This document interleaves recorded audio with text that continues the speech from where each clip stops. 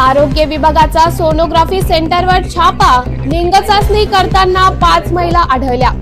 छापा टाकणाऱ्या पथकाने सोनोग्राफी मशीन केली सील। वाशिमच्या कारंजा शहरातील राठोड मॅटर्निटी अँड जनरल हॉस्पिटलमध्ये लिंग निदान केलं जात असल्याच्या माहितीवरून आरोग्य विभागाच्या पथकानं रात्री छापा टाकला असता 5 गर्भवती महिला गर्भलिंग निदान करताना आढळून आल्या।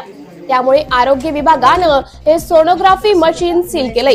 तर गर्भनिदान करणाऱ्या डॉक्टर रजनी राठोड यांच्यावर गुन्हा नोंदवण्यात आलाय। राठोड मॅटर्निटी हॉस्पिटल मध्ये गर्भलिंग निदान होत असल्याची गुप्त माहिती आरोग्य विभागाला मिळाली होती।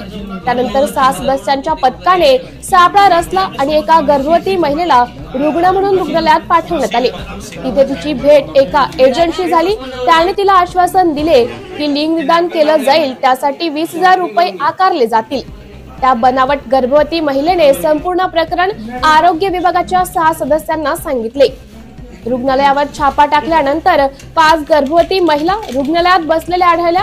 यापैकी 2 गर्भवती महिला बुलढाणा जिल्ह्यातील, 2 अकोला जिल्ह्यातील आणि 1 वाशिम जिल्ह्यातील रिसोड शहरातील होत्या।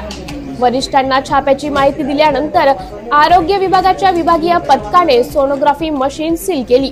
आरोग्य विभागाच्या पथकाने एजंट कडून 60,000 रुपये आणि 5 मोबाईल जप्त केले।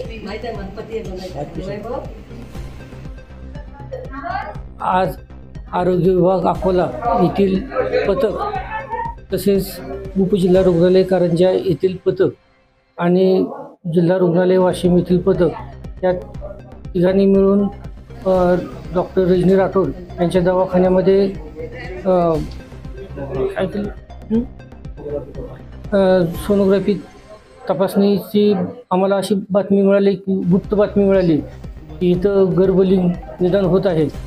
तरी आम्ही सर्वांनी एकत्रितरित्या येऊन इथं तपासणी केली असता त्याच्यामध्ये आम्हाला बाहेर जिल्ह्यातले 5 रुग्ण तसेच त्यांना पैसे पुरवणारा एजंट तसेच मोबाईल, पैसे इत्यादी आम्ही हस्तगत केल्या।